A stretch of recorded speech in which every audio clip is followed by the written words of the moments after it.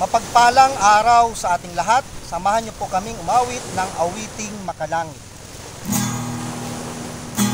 Mayroon lamang ako sa libong buhay, hindi makakain, lahat sa'yo'y ibigay. Ngayon paman sa'kin ng isang taglay, ilalaan bawat saglit upang ibigin ka ng walang hanggan. Gaya ng dagat na hindi napapagal sa paghalon, puso ko ay sa'yo'y nagmamahal. Sa habang panahon, natatanging kayamanan ko'y ikaw ay sambahin.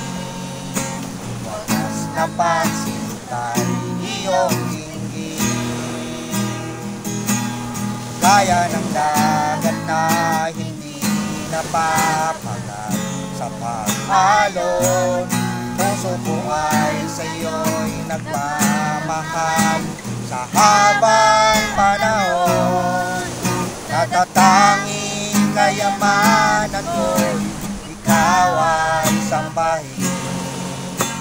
Wagas na pagsintay iyong dinggin, kalakip ng awitin. Purihin ang Diyos sa umagang ito. Tunay, tayo po ay dadako sa salita ng Diyos. Buksan po natin ang ating Biblia dito po sa Micah chapter 7 verse 19. Sabi po niya dito, siya'y muling magtataglay ng habag sa atin, kanyang yayapakan ang ating mga kasamaan, at kanyang ihahagis ang lahat nilang kasalanan sa mga kalaliman ng dagat. Purihin ang Diyos sa pagkabasa ng kanyang mga salita, mga kapatid. Tunay na ang Diyos ay magtataglay siya ng habag sa atin. At sabi dito, ang ating mga kasamaan ay kanyang yayapakan at ihahagis ang lahat ng kasalanan ng tao sa kalaliman ng dagat. So, yun po mga kapatid, ang Diyos ay napakabuti ng kanyang pag-ibig. Yung ating mga kasalanan, sa pamagitan po ng ating pagsisisi at tanggapin natin ang ating Panginoong Hesukristo bilang tagapagligtas ng ating buhay, ay ano po? Ang lahat ng ating kasalanan ihahagis yan sa kalaliman ng dagat. Kaya nga mismo ang ating Panginoong Hesukristo, siya po ay nagbigay ng halimbawa na kung saan lumapit siya kay Juan at nagpabautismo, at nakita po ang Espiritu ng Diyos gaya ng isang kalapati at bumaba sa kanya. At pagdakay, umahon siya sa tubig at nakita po ang kagandahang loob ng ating Panginoon Diyos. Praise God. So purihin ang Panginoon. Hallelujah. Ngayon po, tayo po ay dadako sa ating panalangin sa ating Panginoong Diyos. Tayo po ay manalangin.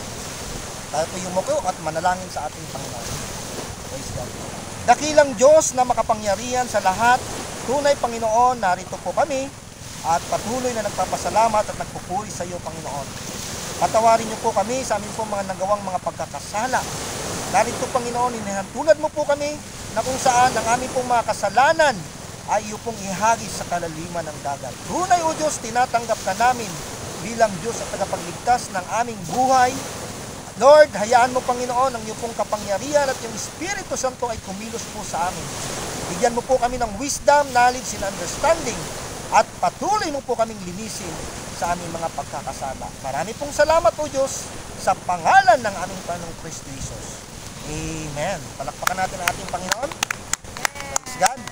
So, magandang God bless sa ating lahat. Nagpalang araw.